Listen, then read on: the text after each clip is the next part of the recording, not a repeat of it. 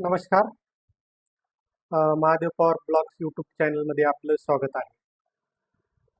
तर आजचा आपला विषय आहे पंचायत राज सेवा प्रणालीमध्ये प्रोफाईल अद्ययावत कशी करायची.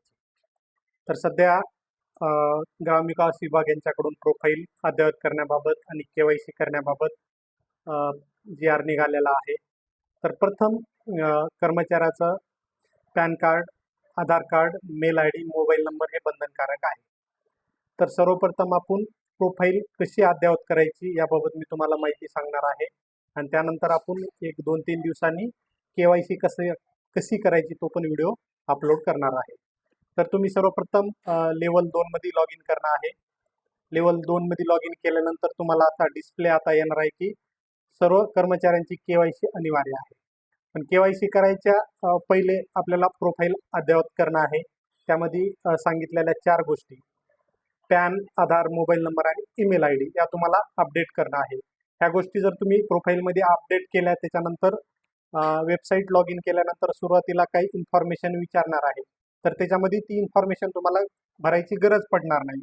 शक्यतो आता ही लेवल 2चं जो DDOचं हे लॉग इन आहे त्याच्यामध्ये सर्व कर्मचाऱ्यांची माहिती अपडेट आहे. त्याच्यामुळे डिस्प्लेला कर्मचाऱ्याची लिस्ट येत नाही. जर एखाद्या कर्मचाऱ्याची लिस्ट किंवा माहिती अपडेट नसेल तर ती तुम्हाला लॉग इन केल्यानंतर प्रोफाईलमध्ये दिसणार आहे.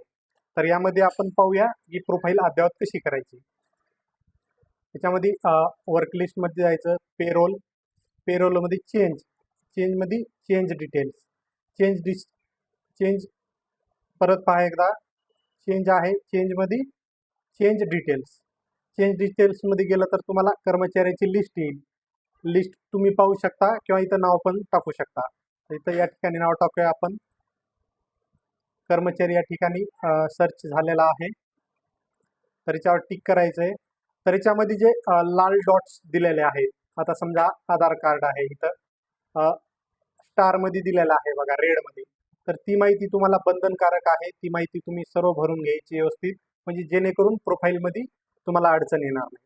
आता यामध्ये आधार कार्ड आहे, नाव आहे, इंग्रजीमध्ये नाव, मराठीतून नाव तुम्ही टाकू शकता. मराठीमधून जर टायपिंगमध्ये जर येत नसेल किंवा तिथं सपोर्ट करत नसेल, तुम्ही एखादं चिन्ह वगैरे घेऊन काहीतरी सध्यापुरती माहिती भरू शकता.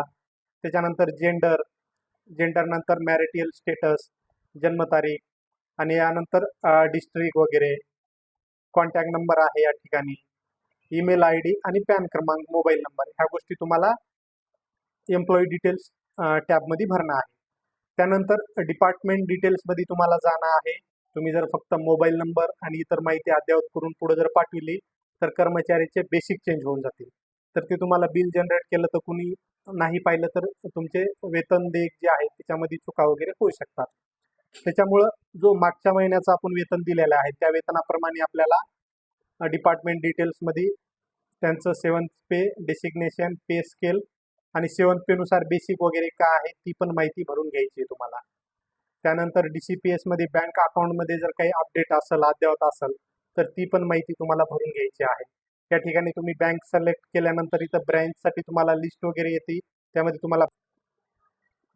तर अशा पद्धतीनं तुम्हाला प्रोफाईल भरणं आहे. GPF बँक डिटेल्स वगैरे तुम्हाला सांगितलं, GIS डिटेल्स सांगितलं, कर्मचाऱ्याच्या स्लॅबनुसार तुम्हाला गट क आणि गट ड म्हणजे कोणत्या स्केलमध्ये येतो त्यानुसार तुम्हाला GIS अपडेट करणं आहे.